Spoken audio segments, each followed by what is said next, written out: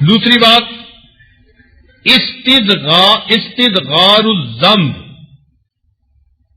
کہ انسان گناہ کو چھوٹا سمجھے، اور جی گل ہی کوئی نہیں، بات ہی کوئی نہیں۔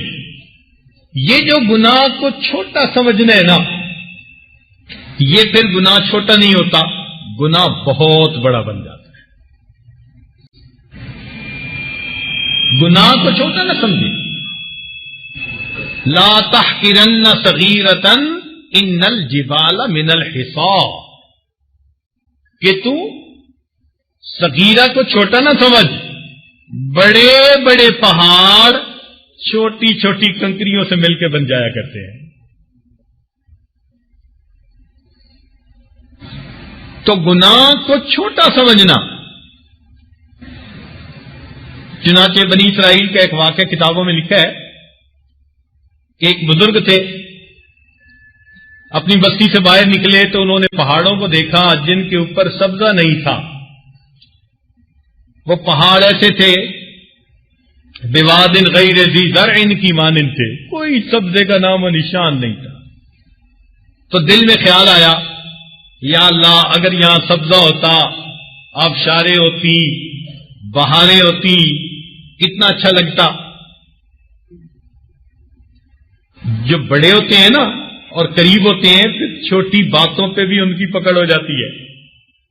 اب ان کی طرف اللہ تعالیٰ کی طرف سے پیغام آیا، الہام دل میں ڈالا گیا کہ میرے بندے، تو نے بندگی چھوڑ دی، اب تو میرا مشیر بن گیا۔ مجھے مشورے دیتا ہے کہ اگر یہاں سبزہ ہوتا تو کتنا اچھا لگتا، میری تخلیق میں تجھے عیب نہ آیا۔ ان کو تب احساس ہوا کہ مجھے تو ایسا نہیں کرنا چاہیے تھا۔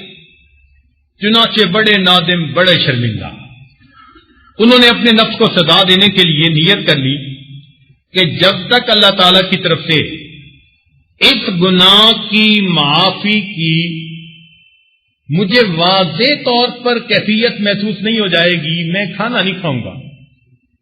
ایسی پابندی اپنے نفس کو سزا دینے کے لیے بندہ لگا سکتا ہے۔ اللہ تعالیٰ کی شان کہ وہ کسی بستی میں گئے، ان کی تقریب تھی، کھانے پکے ہوئے تھے، انہوں نے کہا کھانا کھا لیجئے، انہوں نے کہا نہیں کھانا۔ انہوں نے پوچھا کیوں نہیں کھانا؟ انہوں نے بتایا کہ مجھ سے یہ کوتاہی ہو گئی۔ کہنے لگے یہ کون سی بات ہے؟ بستی والوں نے کہہ دیا کہ اس غلطی کی سزا ہم بھگت لیں گے، آپ کھانا کھا لیجئے۔ جیسے ہی بستی والوں نے کہا، اللہ تعالیٰ نے ان کے دل میں الہام ڈالا، فرمایا کہ میرے پیارے اس بستی سے فوراً نکل جائیے، میں اس بستی کو عذاب دینا چاہتا ہوں۔ کیوں؟ میرے عذاب کو ہلکا سمجھا کہ ہم مل کے بانٹ لیں گے اس کی سزا، آپ کھانا کھائیے۔ اس بات پر بستی والوں کو سزا ملی، زمین میں دھسا دیا گیا بستی والوں کو۔ اللہ تعالیٰ کو جلال آیا، میرے اس عذاب کو چھوٹا سمجھتے ہیں۔ تو یہ جو ہوتا ہے نا گناہ کو چھوٹا سمجھنا، بات ہی کوئی نہیں دی۔ جیسے کچھ لوگ جھوٹ بولتے ہیں اور کہتے ہیں اس کے بغیر کام ہی نہیں چلتا، تو گناہ کو معمولی سمجھ لیا۔ اسی طرح اور کئی گناہ ہیں، کسی کی نظر قابو میں نہیں۔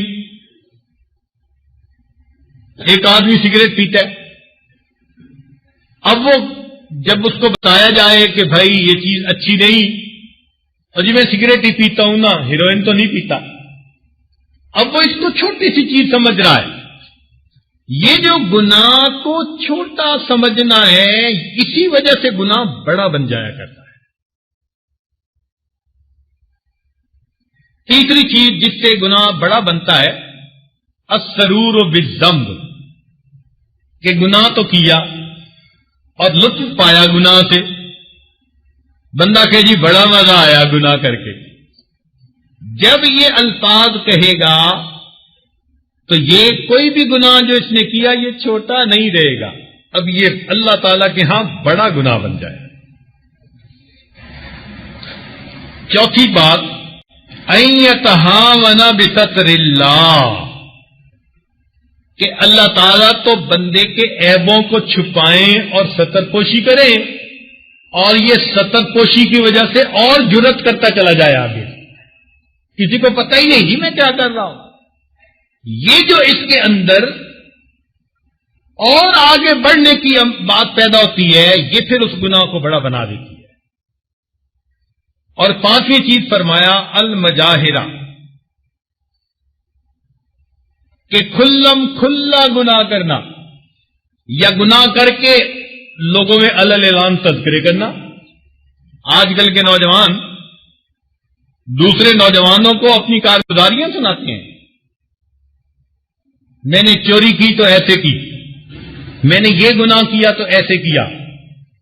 سنیے، نبی علیہ السلام نے ارشاد فرمایا کل امتی معافن الا المجاہرون، میرے امتی کی ہر غلطی کو معاف کر دیا جائے گا سوائے ان لوگوں کی غلطیوں کے جو علل اعلان گناہ کرتے ہیں۔ تو اس عمل سے بھی بچنا چاہیے۔ اور آخری چیز ان یکون رأسا یقتدی بہ، اگر کوئی بندہ ایسا ہو، امام ہے، خطیب ہے، استاد ہے، قاری ہے، صوفی ہے، جس کی لوگ اقتدا کرتے ہیں اور وہ کبیرہ گناہ صغیرہ گناہ کو کرے اور اسے معمولی سمجھے، تو فرمایا کان علیہ وزرہا، اس کے اوپر اس کے اپنے گناہ کا بھی بوجھ ہوگا، وَوِزْرُ مَنْ عَمِلَ بِهَا، اور جس نے اس پر عمل کیا ان کے گناہوں کا بوجھ بھی اسی بندے کے سر پہ اوپر ہوگا۔ باپ ٹی وی لے کے آیا، بیوی بچے جتنا ٹی وی دیکھیں گے خود بھی جہنم کمائیں گے، اور ان سب کا مجموعہ گناہوں کا اس ٹی وی لانے والے کے سر کے اوپر بھی ہوگا۔